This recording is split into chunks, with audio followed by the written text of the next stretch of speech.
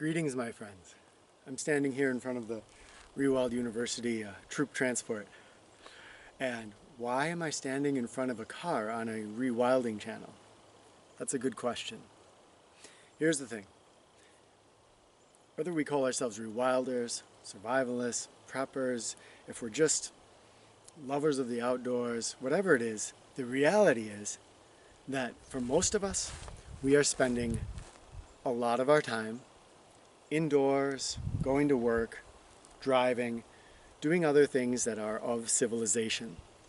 Now, if we are interested in training our bodies and minds and evolving ourselves physically and mentally, we're going to find that a lot of these things that we do in civilization actually detract from that training. For instance, a car. When I sit in a car, I'm in a bucket seat. So I'm sitting down and I'm kind of supported in a slouched position by the seat. I am driving along and I am probably playing the radio.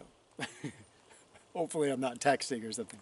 But chances are I'm kind of zoning out to some music, singing, song, going along. And what I'm doing here is my body is getting used to just slouching. My mind is getting used to slouching. It's not engaged in awareness or meditative state or anything.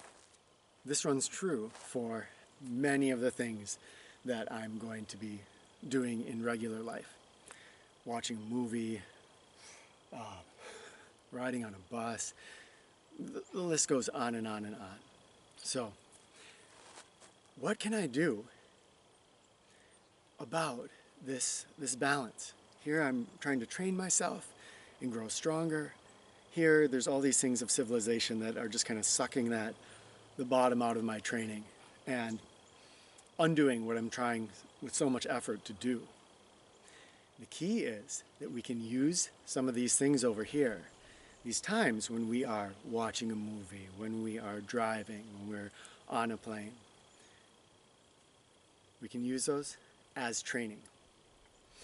Today what I'm going to do is share how we can use driving in a car as a training time, and you're going to be able to extrapolate from that. Of course, we could always remove these things from our life, but that's, for many of us, a little bit too radical. So if we have these things in our life, how can we use them as positive training opportunities?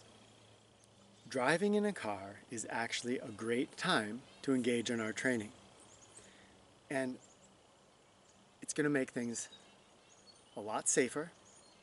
It's going to mean that my body gets forged a little bit in the time that I'm driving from point A to point B, and my mind gets forged in that time that I'm spending driving. First of all, I can think about my posture. Instead of slouching back into that bucket seat, I can sit off the seat. So I'm having to engage my core as I'm driving. Just have to come an inch or two off of that seat, and suddenly my core has to engage. Pretty cool. Now, instead of it slouching away, I'm building muscle through here in an isometric way. If you want to get a little bit more extreme about it, if you do MMA or martial arts of any kind, or you just want to work on your abs, you can tighten down like you're about to get hit through the abs. And you can do this in pulses. You can hold it for as long as you want. The point is that I have a choice there to engage my abdominals and really firm things up through my whole core. My hands, they're on the steering wheel. So they can just sit there and hang from the steering wheel, or they can engage. What happens if I'm on a nice straightaway, everything looks safe, and I just press in a little bit on that steering wheel? Now, again, I'm engaging myself isometrically. I can pull out a little bit. I can change where my hands are on the steering wheel, do the same thing. And I can get a lot of cool isometrics that way. If you're a passenger, you can sit on that seat, you can press down, you can press against the dash. all kinds of options.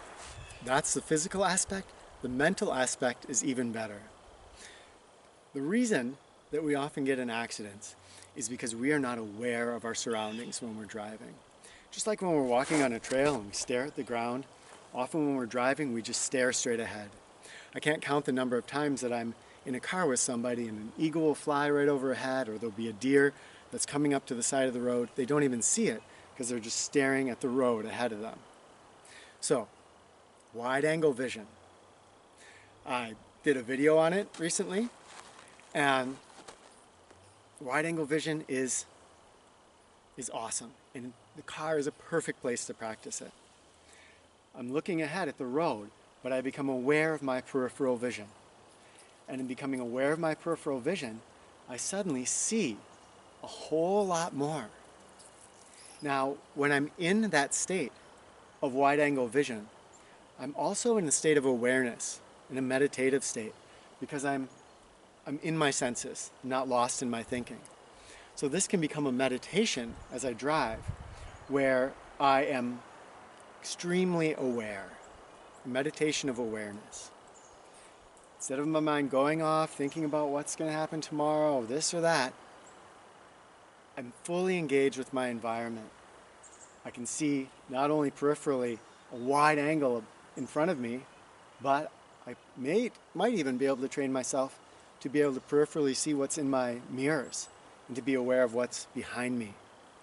So in that way, a driver can be just looking straight ahead, and it seems like they're staring ahead like everybody else, but they're aware of what's going on behind them. They see that deer, they see that eagle. Driving becomes so much safer because we're seeing incoming cars, we're aware of our driving environment, and at the same time, we are mentally engaged. We're using the driving as an awareness training opportunity, a meditative training opportunity. And with that posture, we're working on ourselves physically at the same time. There we go. We have turned something from civilization that was slouching our body, slouching our mind, into something that's actively engaging our bodies and minds. In the comments below, share your thoughts or ideas of other places where we would be in a civilized context that otherwise would degrade us in some way, and how we could use that positively to get ourselves into better physical or mental shape. Thanks for watching. Can't wait to see your comments, my friends.